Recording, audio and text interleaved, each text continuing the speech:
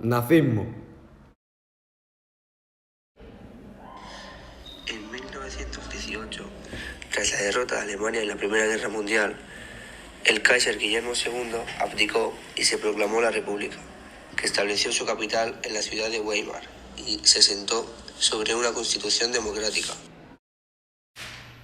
La República de Weimar, dirigida por demócratas cristianos y socialistas, tuvo que hacer frente al descontento de amplios sectores de la población. En sus primeros años, la nueva república se vio amenazada por movimientos revolucionarios de izquierda, es decir, el levantamiento de la Liga Espartaquista o comunista, y por varios intentos de golpes de Estado de la extrema derecha, es decir, Putsch de Múnich, de las milicias nazis. Parte del malestar provenía de que Alemania tuvo que asumir la derrota militar y aceptar las duras condiciones de paz impuestas por los vencedores. El Tratado de Versalles acusaba a Alemania de ser la causante de la guerra, le arrebataba territorios, reducía su ejército y le imponía fuertes reparaciones económicas. Además, los años de posguerra fueron para Alemania de crisis económica, miseria y paro. Las deudas de guerra y las reparaciones provocaron una elevada inflación, que vino acompañada de una gran depreciación del marco. Al descontento de los sectores nacionalistas se unió el de las clases populares, en una grave situación de pobreza.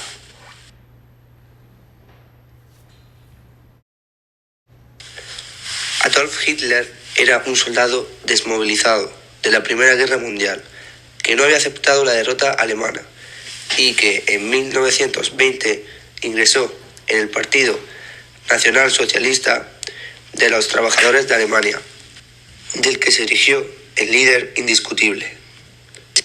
Su ideología fue recogida en el libro Mi lucha, traducido del alemán Mein Kampf, donde expresó su desprecio por la democracia parlamentaria y su odio al bolchevismo. Asimismo, defendía el antisemitismo, la superioridad de la raza aria y la necesidad de forjar un gran imperio, Reich, que uniese a todos los pueblos de lengua alemana.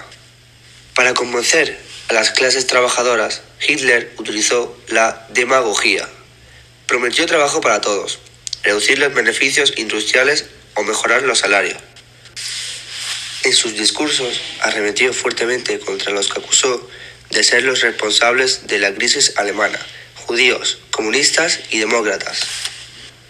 El partido nazi escogió como emblema la bandera roja, con la cruz gamada, y se dotó de una organización paramilitar, las secciones de asalto y las secciones de protección. Estas milicias se opusieron violentamente a la República y protagonizaron varios intentos insurreccionales.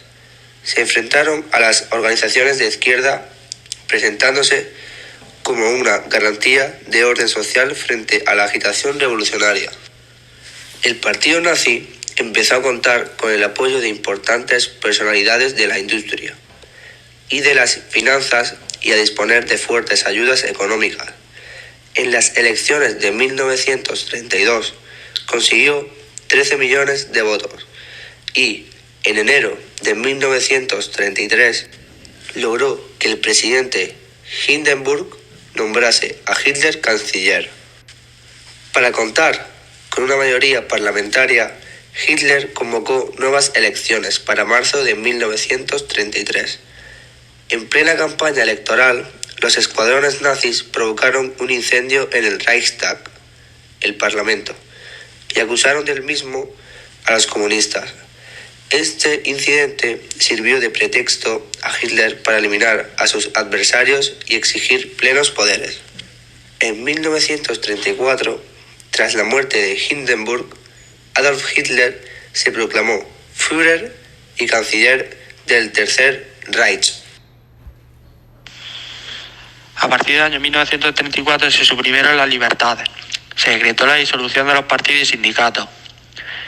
En 1934 se creó la Gestapo, policía secreta, dirigida por Himmler, encargada de la represión de los opositores al régimen y del control sobre la opinión pública.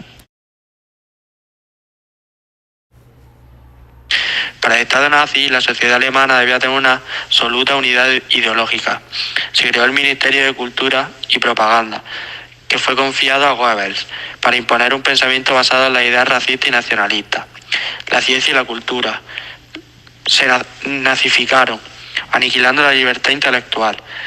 El mantenimiento de la pureza racial de la sociedad alemana comportó la persecución y eliminación de toda minoría considerada inferior, gitanos, judíos, etc., y hasta que los disminuidos físicos o psíquicos, pero en especial importancia tuvo la persecución de los judíos. En 1933 se promulgó el boicot a los negocios judíos. En 1935 se dictaron las leyes de Nuremberg que impedían a los matrimonios mixtos y excluían a los judíos de la ciudadanía alemana. En 1938 se les obligó a llevar un distintivo. A partir de 1933 se crearon los campos de concentración para recluir a los opositores del Reich. Socialistas, comunistas, demócratas de todo tipo y en especial los judíos fueron sometidos a trabajos forzados y en parte exterminados. El Tercer Reich se propuso promover un renacimiento que hiciese de Alemania una potencia económica mundial, preparada para enfrentarse en una guerra que se creía inevitable.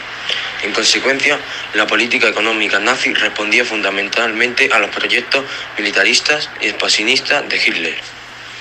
El Estado nazi ejerció un fuerte dirigismo económico, que tenía como objetivo conseguir la autarquía económica, para no depender del exterior y convertir a Alemania en un Estado autosuficiente. Se dio prioridad a la industria pesada, sobre todo al armamento, que alcanzó un gran desarrollo. Para hacer frente al paro, se llevó a cabo un ambicioso programa de obras públicas, con la construcción de numerosas autopistas y otras infraestructuras. Hitler vinculó estrechamente la formulación de superioridad racial con su voluntad de implantar un nuevo orden en Europa, asentado en el dominio germánico. Las ambiciones expansionistas necesitaban un ejército poderoso y Hitler inició una política militarista. Reforzó el ejército con la institución del servicio militar y la creación de un nuevo ejército, la Wehrmacht, y de una aviación moderna, la Luftwaffe. Con un ejército poderoso y una economía orientada hacia la guerra, Hitler se sintió preparado para lanzarse a la construcción de un gran imperio y a la conquista de un espacio vital al este de Europa. El camino hacia la Segunda Guerra estaba ya preparado.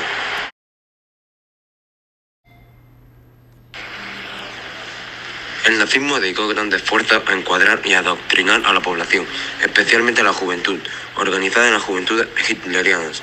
La propaganda y el miedo, pero también el atractivo del proyecto hitleriano que exaltaba la grandeza de Alemania, el orgullo de la raza y un futuro de progreso, produjo la adhesión de la población y desentendimiento respecto a los métodos utilizados por los nazis.